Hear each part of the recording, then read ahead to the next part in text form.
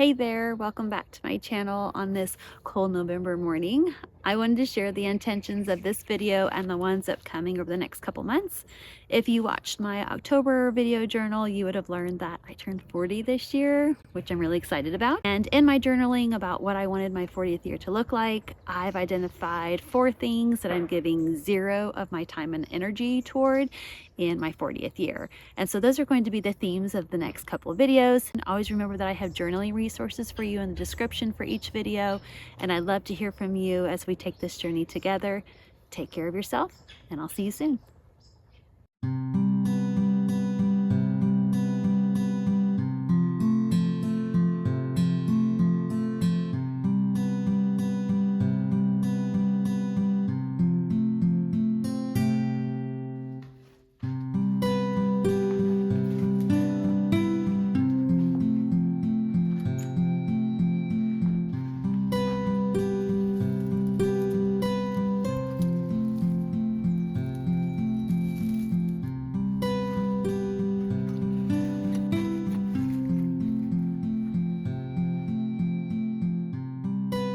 Where I live, autumn is a bit of a slow burn, which I'm grateful for.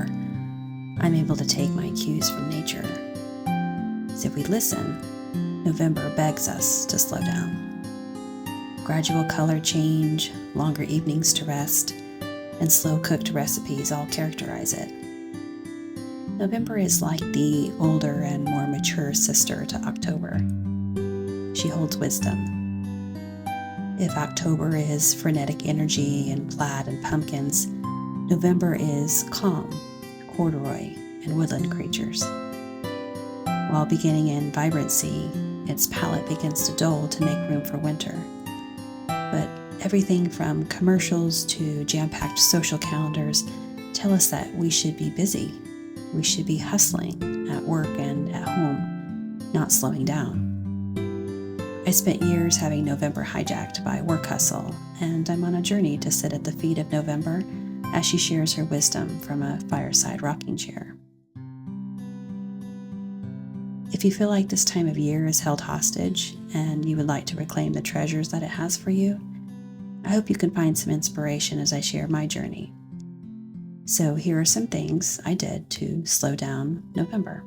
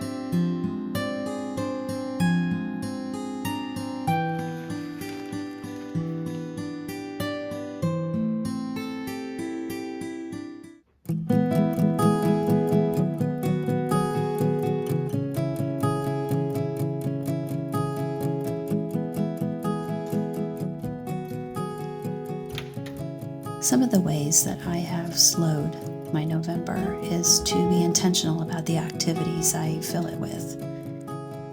I've deliberately chosen slow moving activities such as cooking from scratch, making my tea in a teapot and not an instant Keurig, or even reading the local newspaper for my news instead of scrolling online.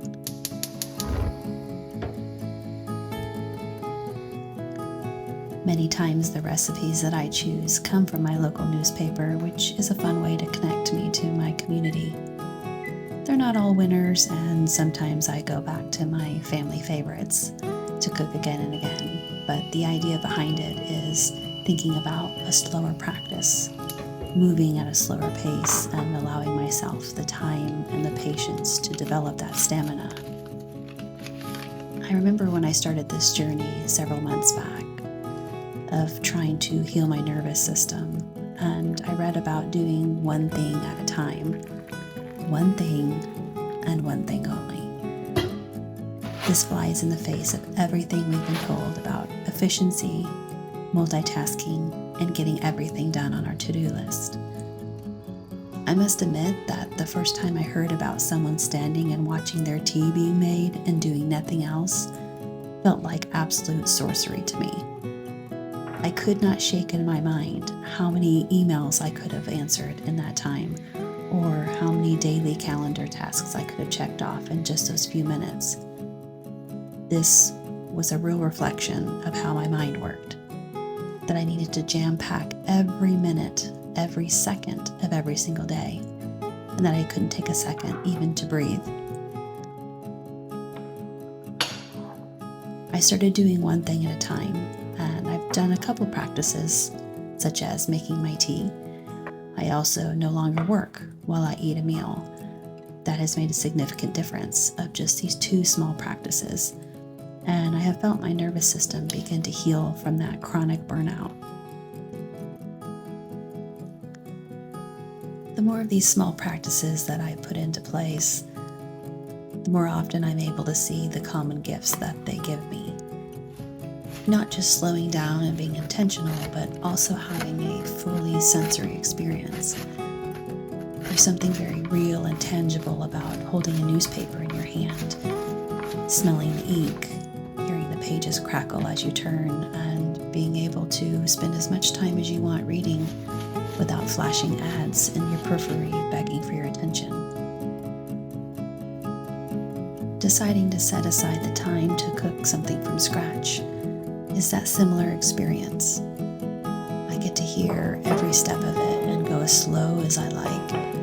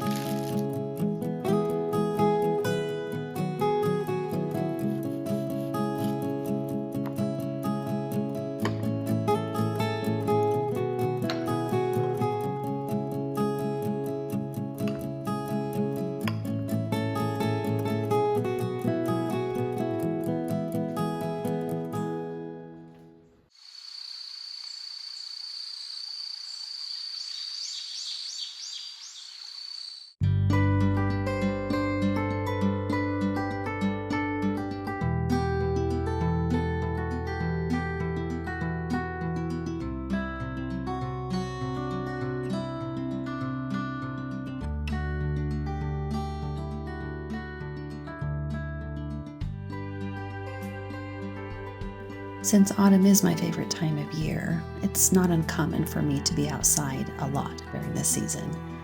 That's nothing new for me. I love to take slow walks, even step in my backyard in the evenings to walk through the trees and hear the leaves crunch. Sometimes just taking my morning coffee to stand on my back deck and look out into the woods for just a few minutes before starting my day. But I've layered in a new practice this month that I was really excited to try out, and I think a year from now I'll be glad that I did it. Because I love autumn, it's not uncommon for me to have a camera roll full of pictures of leaves and changing trees. But what I noticed looking back and reflecting on the years past is that I'm nowhere in these photos. There's nothing grounding me to that moment, so it might as well be stock footage. So what I did this year was make sure that there's some part of me in each image. That could be my fingers as I run them through the pile of leaves, or my tennis shoes crunching through the leaves.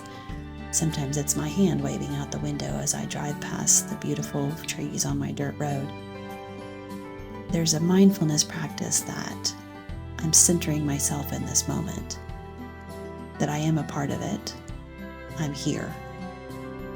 Life isn't just happening to me, but I'm an active participant in it.